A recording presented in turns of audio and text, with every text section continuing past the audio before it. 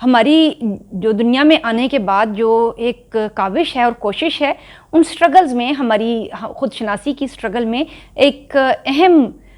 کوشش ہمارا identity crisis ہوتا ہے کہ ہم کہاں بلانگ کرتے ہیں، ہم کہاں کھڑے ہیں اس دنیا کے اندر، اور ہماری اس دنیا میں کیا شناخت ہے۔ اس چیز کو ہم آئیڈینٹی کرائسس کہتے ہیں۔ جو پہلا ہمیں نظر آتا ہے، اس کے اوپر جو ایک انٹرسٹنگ بات ہم شیئر کروں گی میں آپ کے ساتھ، وہ ایرکسن ایک سائیکالوجسٹ ہیں، وہاں سے ہم بات سٹارٹ کرتے ہیں۔ ایرکسن کے جو پیرنٹس ہیں وہ ڈینش تھے، اس کے بعد وہ جرمنی موو کر گئے۔ جرمن آتے ہی جو اس کی والدہ تھی وہ پریگننٹ ہو گئی، اور جو باپ ہے وہ چھوڑ کر چلا گیا۔ اس کے بعد اس لیڈی نے ایک ڈاکٹر سے شادی کی، اور ایک کافی عمر تک جو تھا ایرکسن تھا، اس کو یہ معلوم ہی نہیں تھا کہ میرا اصل بایولوجیکل فادر کون ہے، اور وہ اپنے اسٹیپ فادر کو ہی اپنا ریئل فادر سمجھتے رہے ٹل کہ ایج 37 انہوں نے جو یہ چیز تھی وہ ڈسکور کی۔ کافی لیٹ انہوں نے یہ چیز ڈسکور کی۔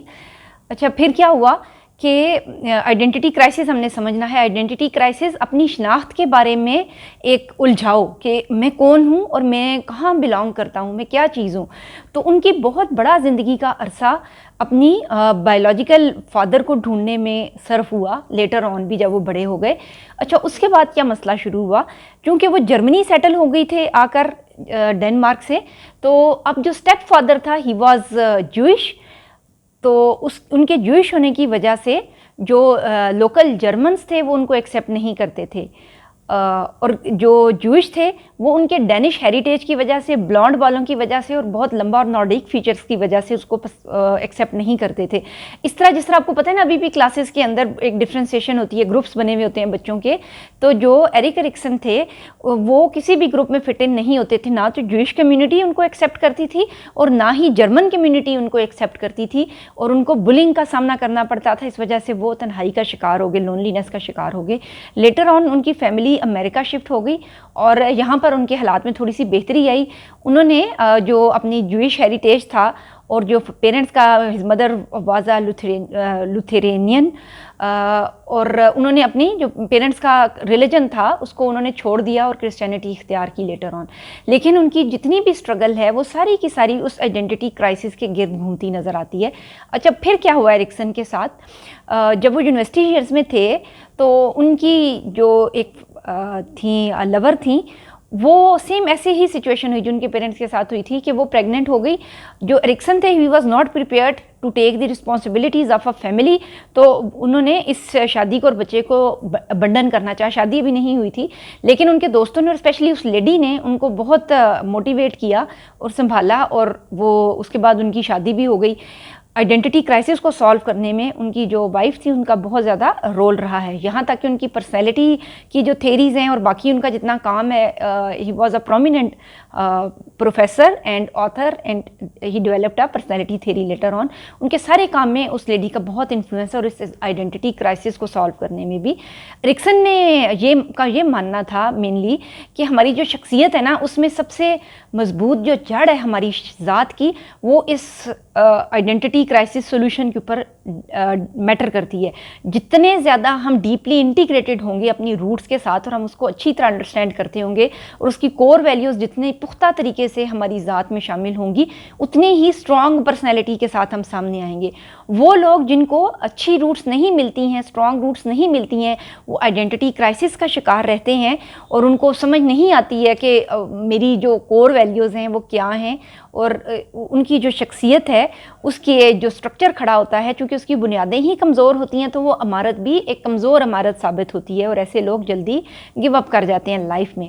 ہمیں نظر آتا ہے، یہ تو ایک چیز تھی جس طرح میں نے آپ کو بتایا کہ آئیڈینٹی کرائسس ہماری شخصیت کے اندر ایک امپورٹنٹ جہت رکھتے ہیں، ایک امپورٹنٹ ڈائریکشن رکھتے ہیں۔ اگر ہمارے اندر یہ آئیڈینٹی کرائسس نہیں ہے تو ہم ایک طرح سے ایک مضبوط شخصیت کے مالک ہو سکتے ہیں۔ اچھا، اس کی اب جو ڈفرینٹ جوہتیں ہم نے دیکھتے ہیں اپنی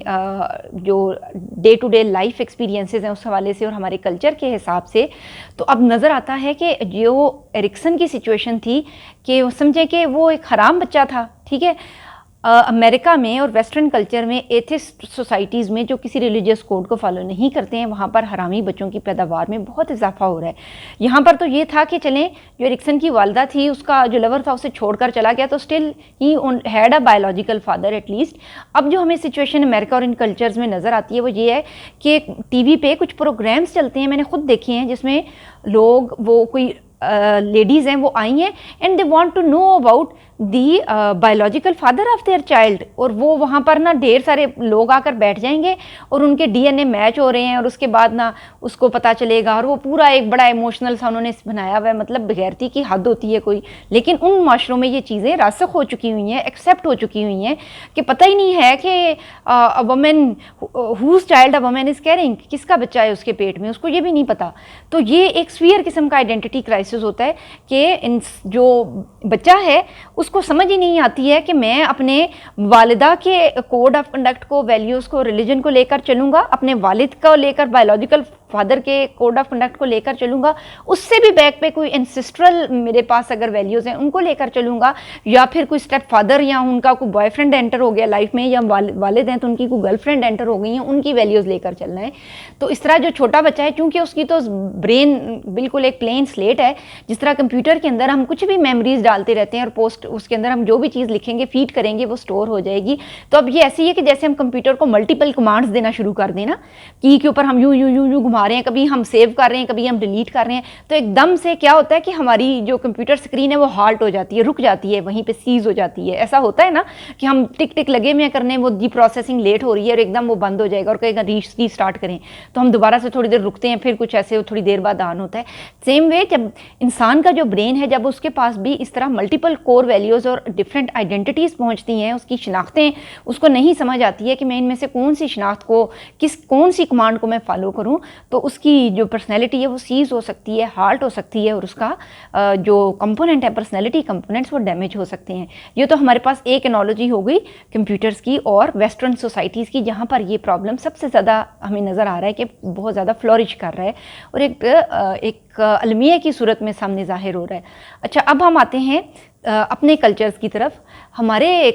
کلچرز میں ایک ہم پہلے کراس کلچرل لوگوں کی طرف آتے ہیں۔ کراس کلچرل لوگ جب یہاں پاکستان چھوڑ کر جاتے ہیں تو یہ چاہتے ہیں کہ ہم جن ملکوں میں جا رہے ہیں وہاں کی اچھی اچھی چیزیں اور بینیفٹس تو ہمیں ملیں، ہمیں وہاں پر ہیلتھ کیئر فیسلٹیز بھی ملیں، ایجوکیشن بھی ملے، ہمارا لائف سٹائل بھی بہتر ہو، لیکن بھائی وہ ہمارے بچے انگریز نہ بنیں، وہ ان جیسے کپڑے نہ پہنیں، وہ ان جیسے کھانے نہ کھائیں اور وہ ان کے ساتھ انٹریکٹ نہ کریں۔ اب اس میں آئیڈینٹی کرائسس کیا سٹارٹ ہوتا ہے کہ ایک بچے کے گھر کا ریجڈ ماحول ہے، جو گھر میں انہوں نے ایک پاکستانی اور دیسی ماحول بنایا ہوا ہے، لیکن جو ہی وہ اپنے گھر سے باہر جا رہے ہیں تو آل ٹوگیدر ایک ڈفرینٹ کلچر ان کا منتظر ہوتا ہے۔ یہاں پر آئیڈینٹی کرائسس سٹارٹ ہوتا ہے۔